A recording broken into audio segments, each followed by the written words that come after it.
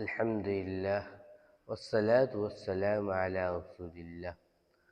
আল্লাহ পাক রব্বুল আলামিনের দরবারে লাখ কোটি শুকরিয়া যে মহান রব্বুল আলামিন আমাদেরকে ঈমানের মতো বড় দৌলত দান করেছেন এবং আমাদেরকে বেদাত মুক্ত বেদাত শিরিক মুক্ত আমল করার তৌফিক দান করেছেন। এই জন্য আমরা মহান রব্বুল আলামিনের দরবারে সর্ব অবস্থায় শুকরিয়া ও কৃতজ্ঞতা আদায় করে থাকি। আল্লাহ পাক রব্বুল আলামিনের দরবারে শুকর, আলহামদুলিল্লাহ, আল্লাহ তাআলা আমাদেরকে সুস্থ সবল রেখেছেন। আজকে আমাদের আলোচ্য বিষয় মুহররম মাস, রবিউল আউয়াল মাস সম্পর্কে। আজকে আমাদের আলোচ্য বিষয় রবিউল আউয়াল মাস সম্পর্কে। রবিউল আউয়াল মাস আসছে, আর একদিন পরেই রবিউল আউয়াল মাস আসছে। আজকে সফরের 29 তারিখ, সামনেই রবিউল আউয়াল মাস হওয়ার সম্ভাবনা প্রবল।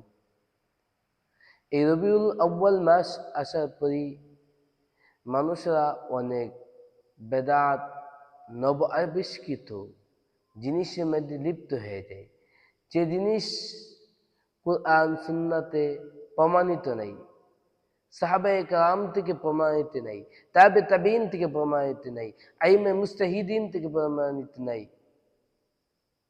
মুহাক্কিকিন উলামায়ে কেরাম থেকে প্রমাণিত নাই। এর কোনো ভিত্তি নাই ইসলামে, শরীয়তে ইসলামিয়ার মধ্যে এর কোনো ভিত্তি নাই, এমন কাজ করা শুরু করে। আল্লাহ নবী বলেন, মান ওয়াক্কা সাহিবে বিদআ ফাকাদ আনা আলা হাদামিল ইসলাম, আলা হাদামিল ইসলাম।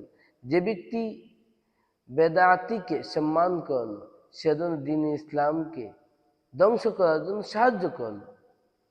আরেক হাদিসে, বুখারী শরীফের হাদিসে আসছে, মান আহদাসা ফি আমরিনা ফালাইসা মিন্না ফাহুয়া রাদ্দুন। যে ব্যক্তি এমন জিনিস আবিষ্কার করলো, জিনিসটা আমাদের শরীয়তে নাই, আম্মা জান আয়েশা বলেন ফাহুয়া রাদ্দুন, এটা প্রত্যাখ্যানযোগ্য, এটা গ্রহণযোগ্য না। আয়েশা রাদিয়াল্লাহু তাআলা থেকে বর্ণিত, তিনি বলেন, যে ব্যক্তি আমাদের ধর্মে যে জিনিসটা নাই, এই জিনিসটা সে কি করলো, নবাবিষ্কৃত করলো, এটা অগ্রহণযোগ্য, এটা গ্রহণযোগ্য না।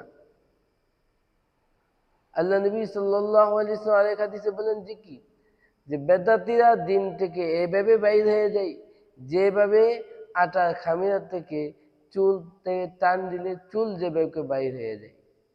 এই জন্য সামনে রবিউল আউয়াল মাস আসছে ভাই, আমরা সবাই যা করব সব কিছু দেখবো আমরা কুরআনে আছে কিনা, হাদিসে আছে কিনা, সুন্নাতে আছে কিনা, এই আমল সাহাবীরা করছে কিনা, তাবিঈনরা করছে কিনা, আইমে মুজতাহিদিনরা করছে কিনা, আমরা কোরআন সুন্নাহ গবেষণা করে আমল করব। আল্লাহ রাসূল সাল্লাল্লাহু আলাইহি ওয়াসাল্লাম এই মাসে জন্মগ্রহণ করেছেন। আল্লাহ রাসূল সাল্লাল্লাহু আলাইহি ওয়াসাল্লাম এই মাসে জন্মগ্রহণ করেছেন, এই বর্ণনা আছে, মৃত্যুবরণ করেছেন, এটাও আছে। কিন্তু মৃত্যুবরণের কথাটা সুনিশ্চিত, বা রবিউল আউয়াল। আর জন্মগ্রহণের কথা তো এখনো বিভিন্ন মতভেদ রয়েছে। তারপরে আপনি মাস হিসেবে এই মাসকে আনন্দের মাস মনে করেন, তাতে কোনো সমস্যা নাই। আপনি আনন্দ পেশ করবেন, আনন্দ প্রকাশ করবেন। আল্লাহ রাসূল সাল্লাল্লাহু আলাইহি ওয়াসাল্লামের জন্ম হিসেবে প্রত্যেকে আমরা আনন্দিত। কেন আমরা আনন্দিত হব না? প্রত্যেকে আনন্দিত, কিন্তু আনন্দটা আপনি প্রকাশ করা কিভাবে প্রকাশ করবেন, এটা তো আল্লাহ এবং আল্লাহ রাসূলের পক্ষ থেকে গাইডলাইন আছে, ওই গাইডলাইন অনুযায়ী করা উচিত। আমরা এমনভাবে না করি যাতে আমাদের সওয়াব থেকে, লাভ থেকে আরো লস হয়। আমরা বেদাত সংশ্লিষ্ট বেদাতীদের মতন এভাবে আমরা না করি। যারা এইভাবে করছে, সাজিয়ে গুজিয়ে গাড়ি বিভিন্নভাবে মিছিল করা, আর বিভিন্নভাবে করা, যে বেদাতীরা করছে, তাদেরকে আমি যদি হাত ধরে বলি, ভাই আপনি এগুলো ত্যাগ করেন, এগুলো ছাড়েন, একটু কোরআন সুন্নাহকে গবেষণা করেন, একটু হাদিস পড়েন, একটু কোরআন পড়েন, তাবিঈনদের জিন্দেগি, তাবিঈনদের জীবনী দেখেন, আইম্মে মুজতাহিদিনদের জীবনী দেখেন, ওনারা কি কাজটা কিভাবে করছে, সাহাবায়ে কেরাম থেকে এটা কিভাবে প্রমাণিত? তাতে কি সুবুত আছে কিনা?